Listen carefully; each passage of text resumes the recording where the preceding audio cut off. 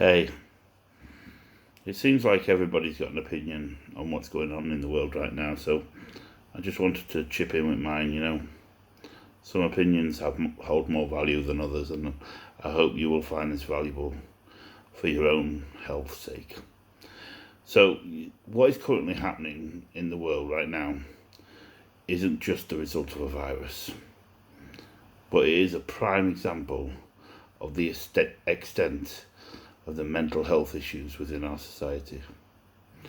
This has created panic and anxiety, and it's a natural part of the human brain. Fear, it was used in prehistoric times to protect us from dinosaurs and predators alike. Nowadays, it's always looking for something to be scared of, and we are being preyed on, whether that be by deceitful government officials, news platforms such as TV channels and newspapers who have their own agenda. And the fear has been amplified by the popularity of social media and mobile devices, tools that could otherwise be used for a greater good to help us evolve. Official numbers of casualties are pretty low, but numbers aren't a true reflection of the amount of infection potential, and that's a scary thing. Now, I'm not claiming to know anything. These are just my opinions. These are just my thoughts that, through the learning that I've had over the years, that I've developed my own understanding, and it might be full of shit. I might be full of shit. It's not the first time, and it won't be the last. But I've kicked my ego's head in so many times, and I've had it, my pride booted in over the years. So I'm quite okay with being wrong.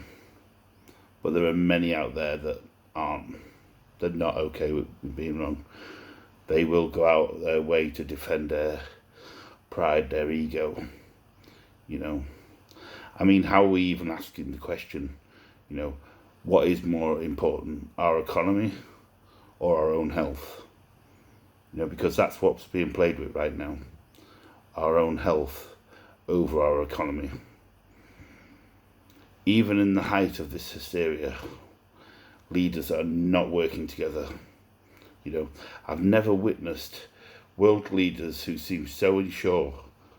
They're so unsure in their own position. I don't believe they fill anybody with confidence, but I'm sure it would damage our egos to admit that we might be wrong to back these idiots. So what is important? What's important to you?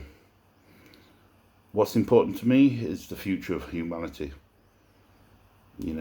Our children, and above all else, our physical and mental health. Why rely on government leaders when we have the tools and potential to create community built on communication through social media and through these mobile devices? I do not wish to increase fear that is all around us, but nothing will be the same again after this. We need to be clear, though, that this does not have to be something that ends in disaster. It can actually be a new beginning of social evolution. Everyone matters, but not everybody feels like they matter. Not everyone currently feels like they're thought of or concerned for. There is no wonder we are threatened by the survival instincts of the people who feel they have no choice but to be selfish and panic buy and hoard. I don't pretend to understand that mentality, but I do appreciate, that as a result of an individual's current state of mind, and that is as a result of their past experiences where they've not felt supported by the leaders of this country. How about we make a start on looking after everyone? And this is a perfect time to do it, to make change, and it can start within your own community. Let's start within our own homes, through our children and our loved ones, become examples for others to follow. Personally, we as a family are currently self-isolating due to my son's medical issues. You know, he's had respiratory issues, he's got immune system problems, and we've been told on more than one occasion that we could lose him. Thankfully he's in good health considering, but he's a high risk candidate with all this that's flying about at the moment. And as we're not truly sure of the extent of this pandemic, and I'm happy to admit that I don't know anything, but I personally do not have the confidence in the UK government to gamble with my son's life. Like many parents across the country and across the world, we are responsible for their future. And, the impact of this isolation has the potential to get worse before it gets better. Now is the time we've got to forget the majority of what we've been convinced to believe is important in the past and realise that the easy days are gone, because we are victims of our own complacency.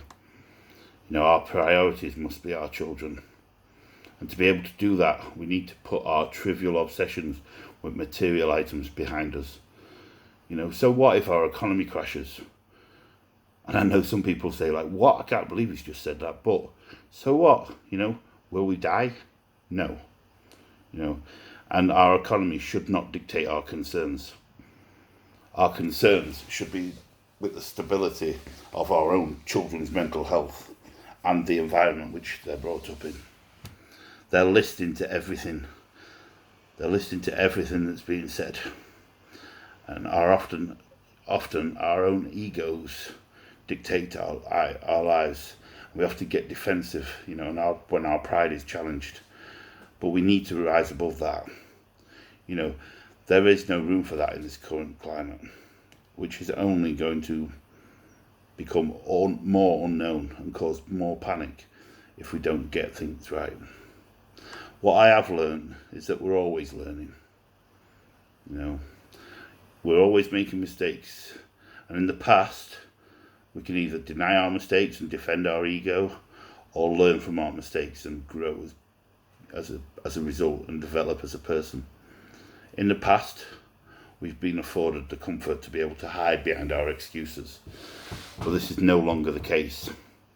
We have to live or die by our decisions. Embrace the opportunity to become more.